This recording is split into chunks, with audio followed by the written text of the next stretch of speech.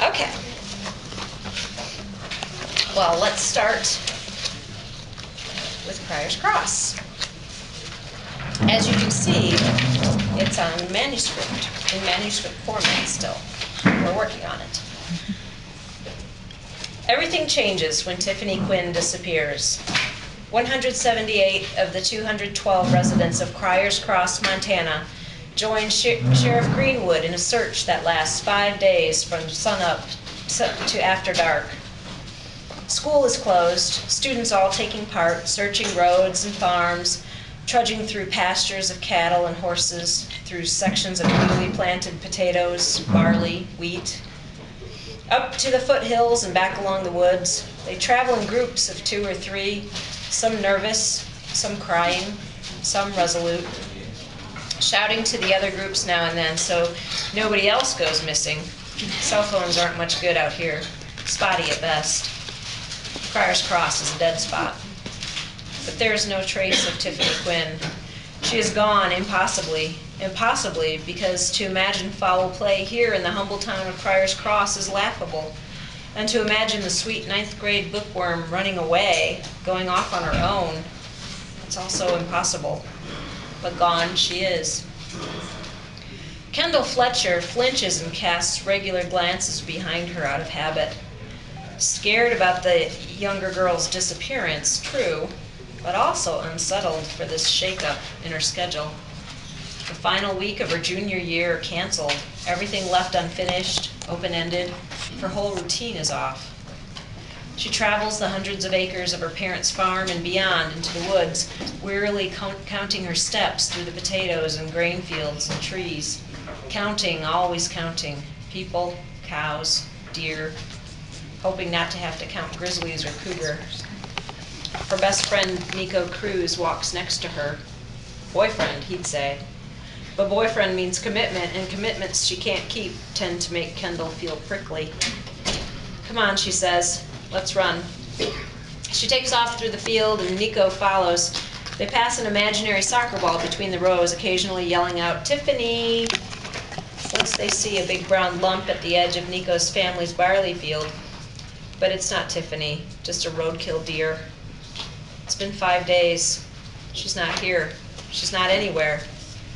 They take a break under a tree at the edge of the farm as rain starts to fall. Kendall stares and counts the drops as they hit the gray dirt, faster and faster. Nico talks, but Kendall isn't listening. She needs to get to 100 drops before she can allow herself to stop. Eventually, the search ends. Nothing more can be done now locally except by professionals. May is prime planting season. Farmers have chores and students do too, plus jobs if they work in town or for one of the farmers or ranchers. Life has to go on. It's a long, hot, hard-working summer for Kendall, for everyone. After a month or two, people stop talking about Tiffany Quinn. So that is the first little bit of Thank you.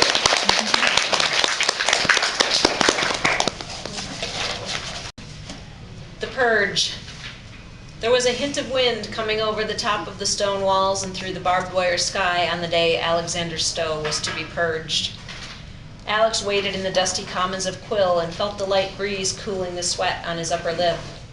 His twin brother Aaron stood beside him, their parents behind, and all around the entire community of Quill watched and waited, the bland looks of sleeping fish on their faces. Mr. Stowe pressed his finger hard into Alex's back. A final poke in the kidneys, a last goodbye, Alex thought, or a warning not to run. Alex glanced at Aaron, whose face showed the tiniest emotion.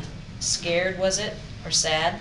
Alex didn't know. The high priest Justine, her long white hair undisturbed despite the breeze, rose to her full height and observed the silent crowd. She began without introduction or adieu, for a purge was neither exciting nor boring.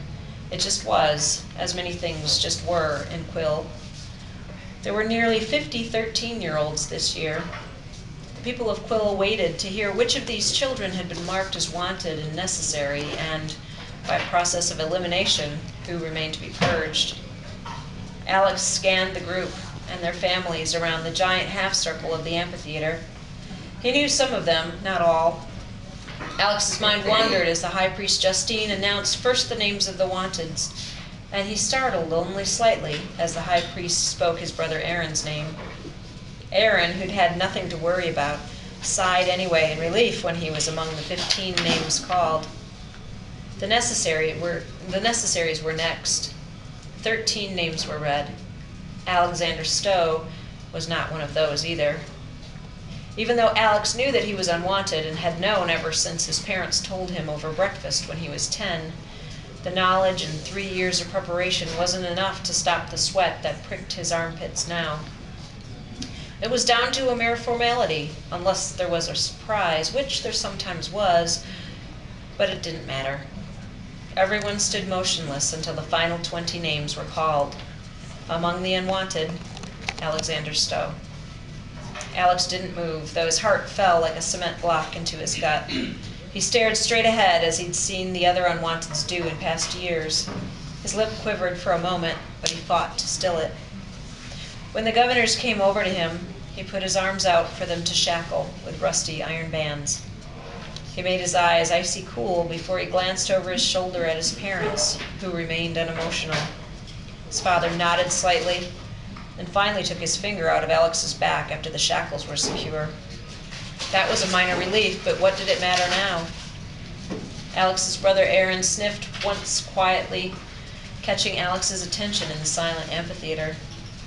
The identical boys held a glance for a moment. Something, like a jolt of energy, passed between them, and then it was gone. "Goodbye," Aaron whispered. Alex swallowed hard, held the stare a second more as the governors tugged at him to follow, and then broke the connection and went with the governors to the waiting bus that would take him to his death. There we go.